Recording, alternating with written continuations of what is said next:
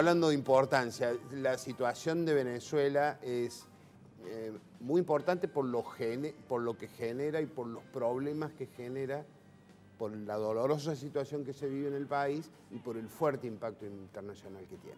Para hablar de ese tema, estamos recién llegados de vacaciones y con un lindo color en la piel, está Marcelo Tagorda. ¿Cómo andas, Marcelo? ¿Qué tal, Eduardo? ¿Cómo estás? Un placer tenerte y muchas gracias, Lo como mismo, siempre. Diego. Gracias por la invitación. Bueno, contanos de qué va Venezuela en estos días.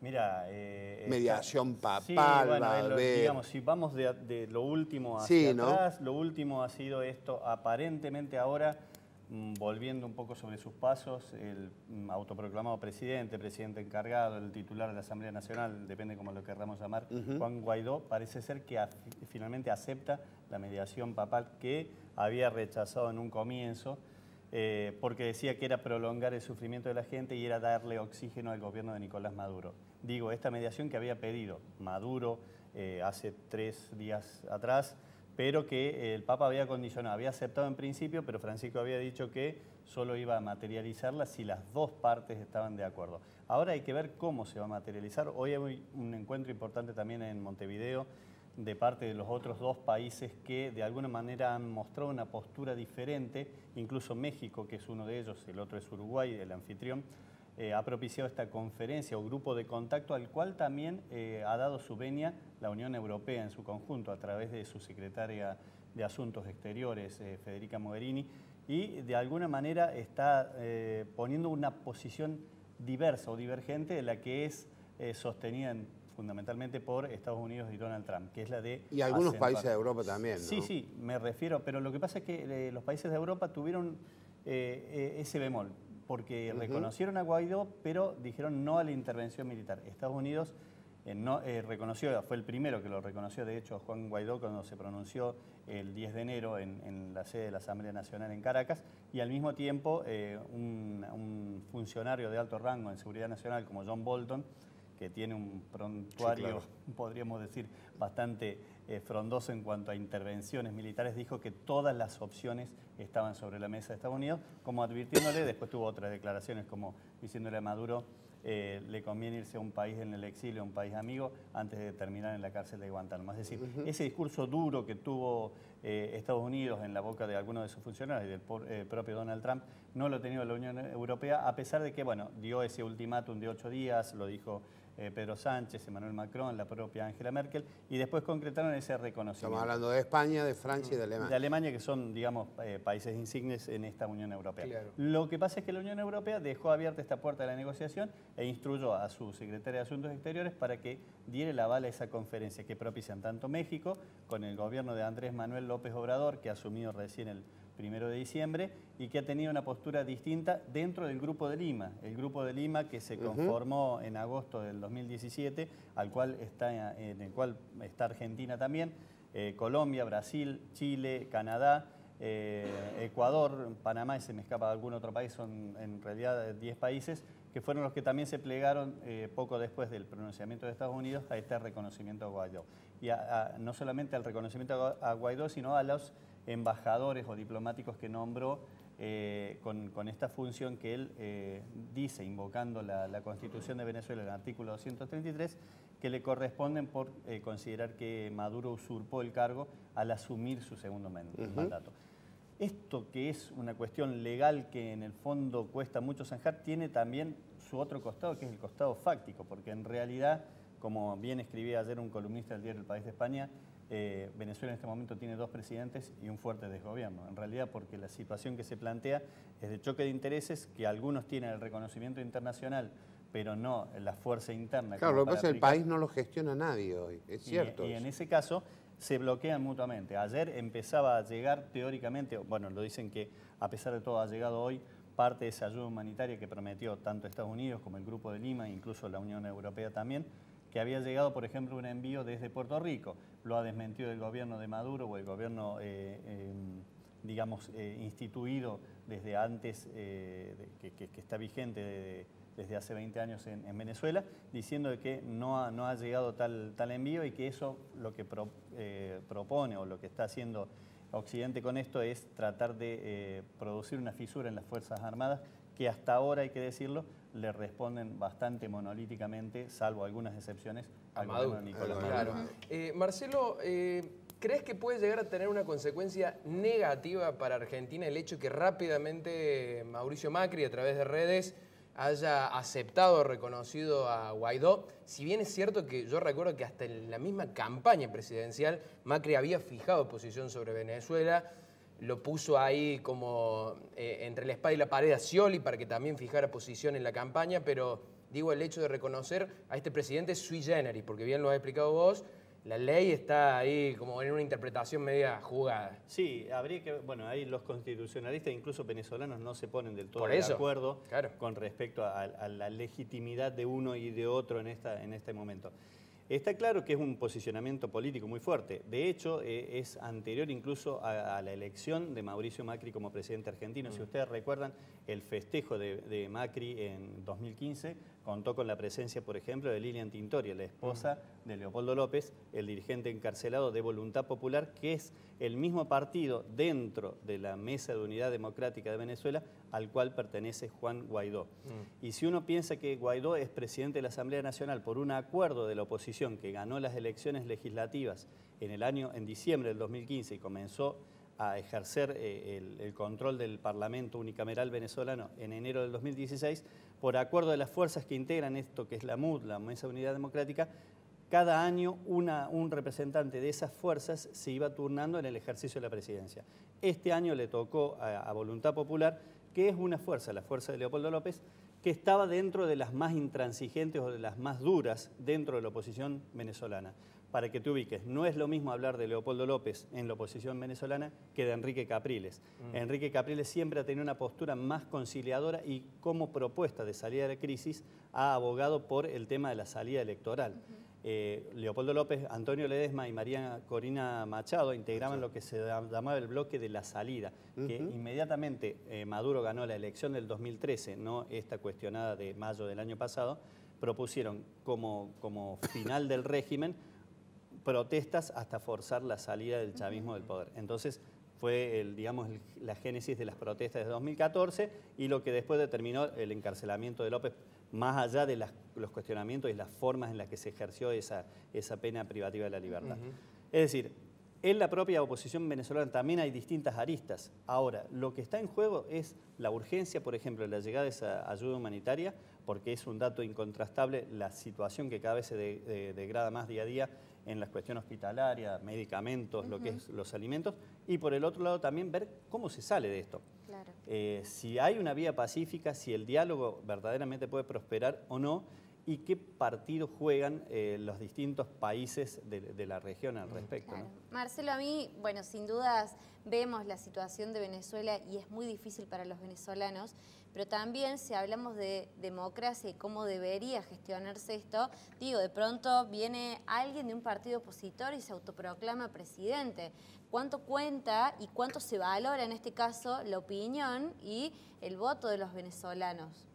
Bueno, y los países que también apoyan a que se implemente este sistema de gobierno que de pronto alguien se autoproclame, más allá de la situación que es indiscutible. Como siempre, dos bibliotecas en ese caso. Si uno se mide por lo que logró, individualmente Guaidó es diputado por el estado de Vargas y en su votación propia en la elección de la Asamblea del 2015, la que te citaba recién en diciembre, debe haber obtenido algo menos de 100.000 votos. Vos decís, en un país como Venezuela no representa absolutamente nada. Claro. Ahora, si uno ve las marchas que se aglutinaron en torno a él en los últimos días, esto no es improvisado, obviamente. Todos los pasos que se vinieron dando, hay que decir, Maduro gana una elección cuestionada por la oposición y a la que boicoteó no presentando candidatos en mayo del año pasado. Es decir, tuvieron todo este tiempo sabiendo que en algún momento se iba a producir. Lo que estuvieron midiendo la oposición en este tiempo fue la estrategia para declararlo inhábil o para declararlo ilegítimo y contar con ese respaldo internacional. Eso sí no fue improvisado. Lo que decís vos también tiene asidero en el sentido de que, bueno, Maduro dio, cuando vinieron los cuestionamientos, hay que remontarse al año 2017, cuando se le había restado poder a la Asamblea, se generaron unas protestas muy fuertes. El Tribunal Superior de Justicia venezolano desautorizó a la Asamblea y ahí le iba a quitar los bienes la inmunidad que contaban como parlamentarios, y hubo una fuerte reacción que generó unas protestas con muchos muertos. Bueno, la salida hacia adelante, después el Tribunal Superior revió esa situación, pero era tanta la protesta y la condena internacional, fue cuando se lo comenzó a llamar con todas las letras a Maduro como dictador. En ese caso, la salida hacia adelante del gobierno venezolano fue convocar a la constituyente. Hoy por hoy, desde ese punto de vista legal, hay una cosa que es la legalidad y otra la legitimidad. Desde el punto de vista de la legalidad, la Asamblea Constituyente tiene poderes que van por encima incluso de Maduro, de la Asamblea del Parlamento o de la Asamblea Legislativa y de los propios poderes judiciales.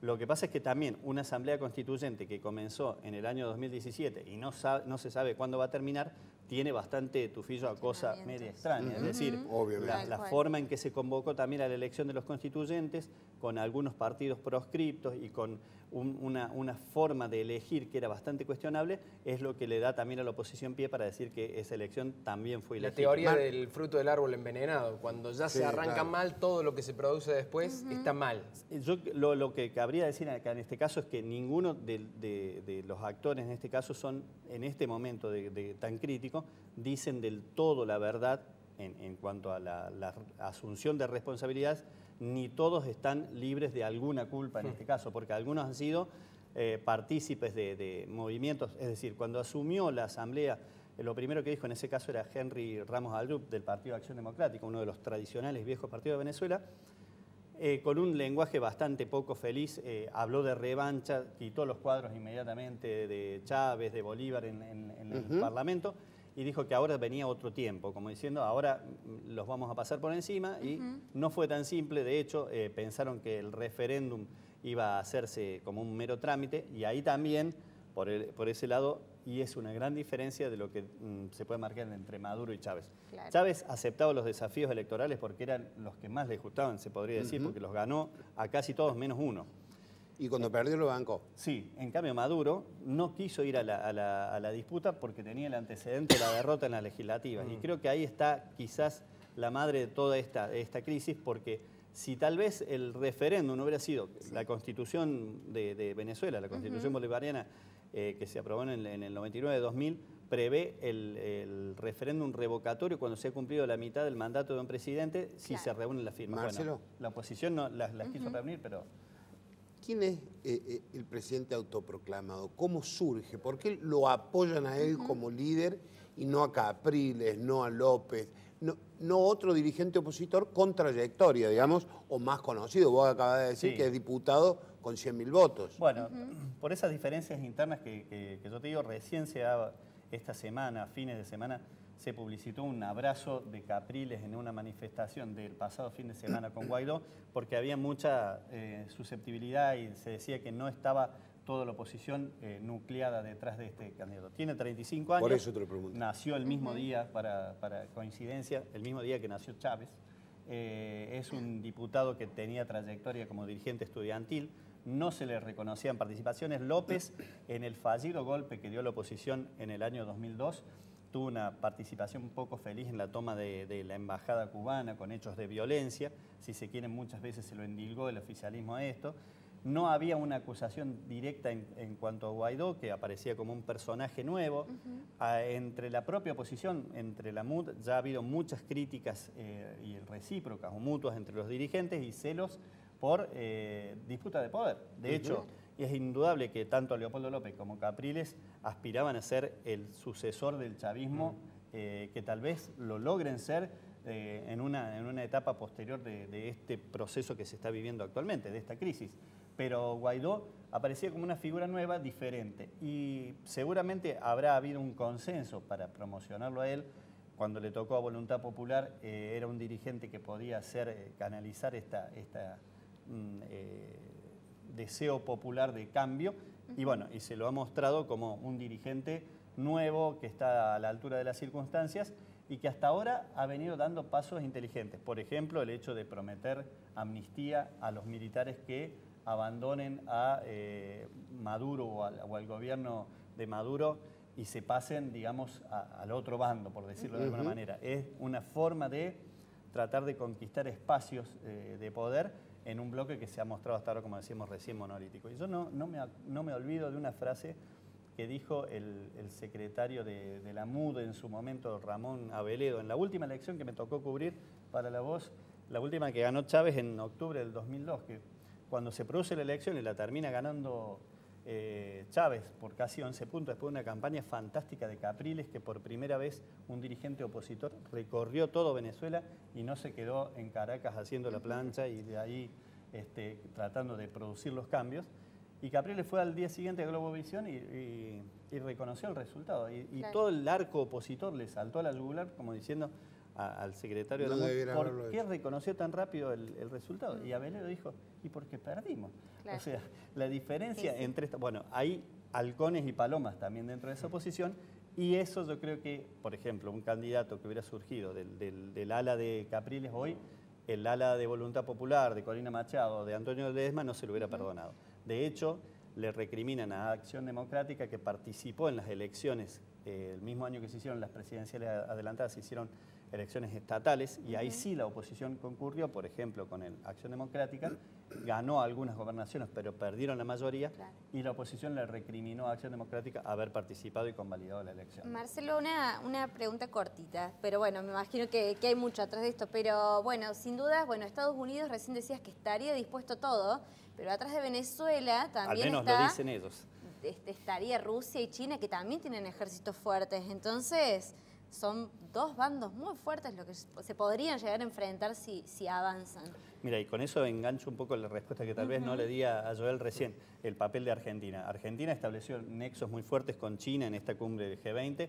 Si no fuera por el apoyo económico que le ha dado China últimamente con un préstamo muy fuerte a Venezuela, la economía ya hackeada, bloqueada y muy asfixiada de los venezolanos estaría mucho peor. China claro, está solventando de alguna manera y probablemente lo siga haciendo, más allá de las declaraciones rimbombantes que por ahí hace Vladimir Putin. Los chinos son mucho más eficientes, no dicen tanto, pero le dieron el apoyo económico. Claro. Efectivamente. Le mandaron los yuanes. Y hay intereses creados, obviamente, porque no nos olvidemos, y esto siempre lo tenemos que tener presente, Venezuela, segunda reservas de petróleo del mundo, se han descubierto cada vez más reservas de oro, diamante, de metales preciosos, la cuenca del Orinoco es muy rica en minerales, y además la posición geoestratégica que tiene es muy importante. Entonces, esos son, tanto para Estados Unidos como para quienes les disputan su espacio de poder en el mundo en el siglo XXI, es fundamental, ¿no?